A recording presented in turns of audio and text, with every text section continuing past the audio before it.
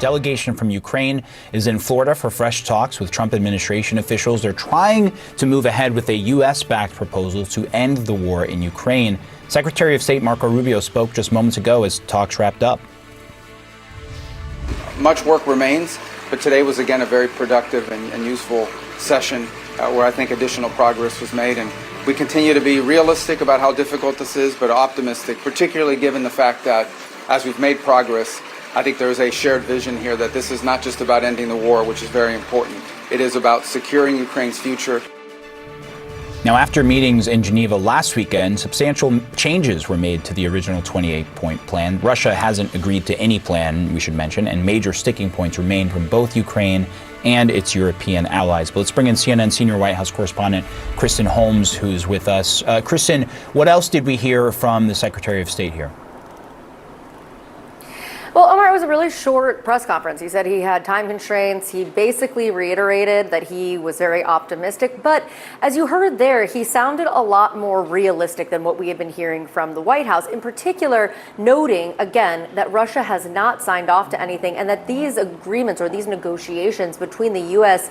and Ukraine is just a starting point. Take a listen. This is comprehensive, what we're working on here today. It's not just about the terms that ends fighting.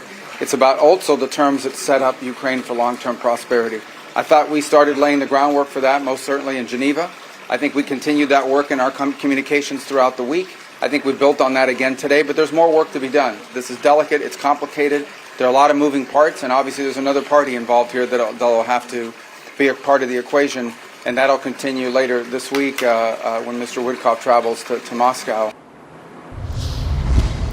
Of course, that other party he's talking about is Russia. And as we have discussed, we have heard from the White House in the past where they have felt optimistic only to have Russia back out or Putin to essentially pull the rug out from underneath them. We all remember that sit down between Putin and Trump in which Trump sounded incredibly optimistic coming out of it. He brought all the European leaders to the White House and then nothing for months. So there are still a lot of questions to be had. And what was interesting about listening to this very brief press conference is that no details were given, no real details substantially about what was being ironed out. Of course, we know that two of the biggest sticking points are still those security guarantees, wanting Ukraine and our European allies wanting to make sure that this doesn't happen again, that Russia doesn't invade Ukraine or any of those surrounding territories again, but also territory and ceding territory. Will Ukraine have to actually give up land? Most individuals, most people who are privy to these conversations do believe that some land is going to have to be ceded to Russia, but just how much land, that is a big question. We've heard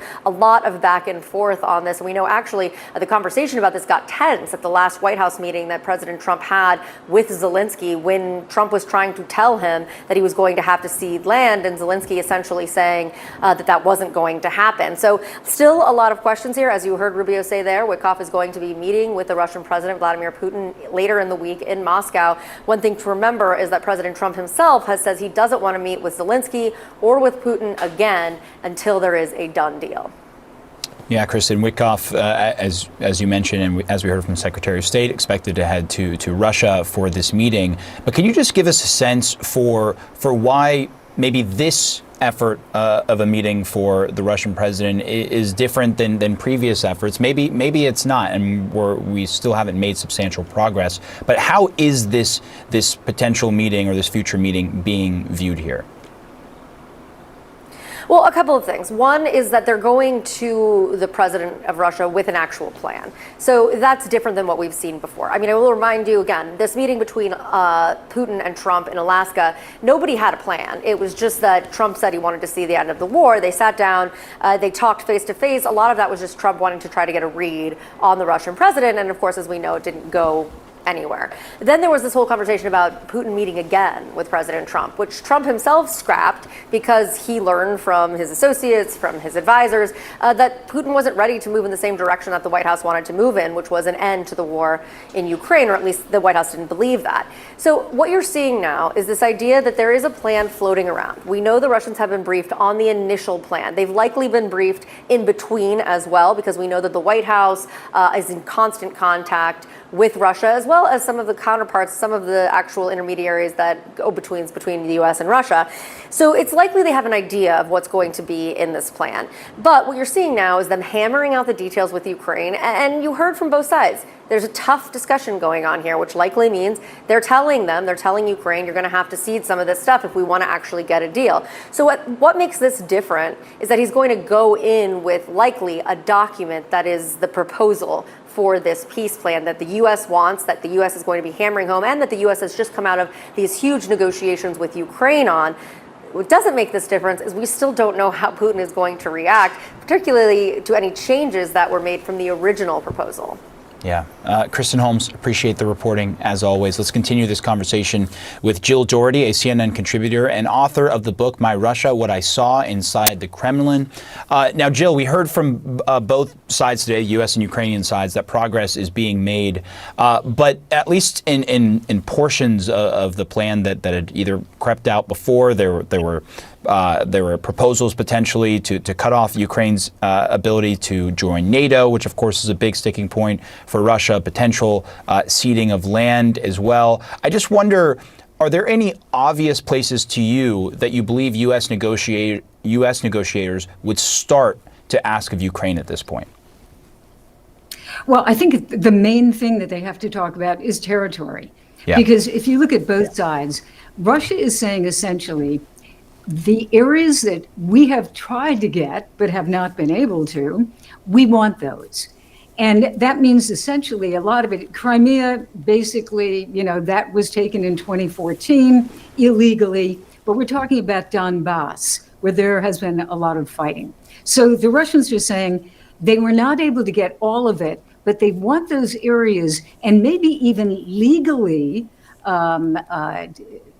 accepted as legally part of Russia by the West and by the United States, and that the Ukrainians would have to pull out of those areas. So these are, when you talk about details, this is really very detailed, and it is very difficult to think that they can come together. Putin is really taking, I would call it, a brick wall strategy. He is saying it's my way or the highway, and he is insisting on the plan essentially that he's had since the beginning. But he is really, if you look at even the tone and the words he's using now, he is really set on saying, I'm not going to make any compromises. It's the Ukrainians who have to. So I think it's good, to hear Secretary Rubio, who does know these issues, talking about the things that obviously the Ukrainians want to hear, sovereignty of Ukraine and security. But when you get to Moscow, that will be chapter 2, when Putin gets into the weeds and says, this has to be defined, et cetera, as he always does.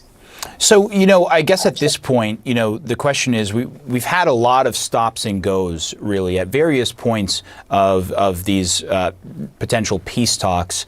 And I just wonder, how would you contextualize this moment and maybe any added significance it has versus other moments where it seemed as though Ukrainian peacemakers and Russian peacemakers might come to something, but then in the end, nothing ends up coming out of it. Strikes continue and the war goes on. Yeah, I think if you look at Ukraine right now, look at President Zelensky. He is under enormous strain at this point. And I think that is somewhat different from before. Obviously, they've been under attack, but you have him militarily. Russians are very slowly, but they are moving inexorably forward.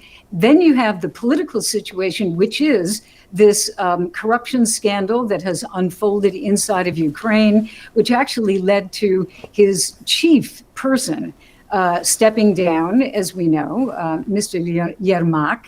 And he's under pressure, at least it appears, from the American president, who gave him a deadline. That deadline is gone. Thanksgiving is over. But he's under pressure from the United States to do a deal as well. So all of these factors at that time. And, Putin is under some pressure, too. He knows that his economy is being hit by sanctions. And his military, they are moving ahead, but they are having problems, too. That's why they have North Koreans and, the Chinese and the Iranians helping them. So I think the timing, the feeling that this has to get wrapped up, but when and how is the question. But I think this really is, it feels like a turning point. But Omar, I know what you're saying. We have felt this way many times, and then it just kind of dissolves and we're back to the original situation.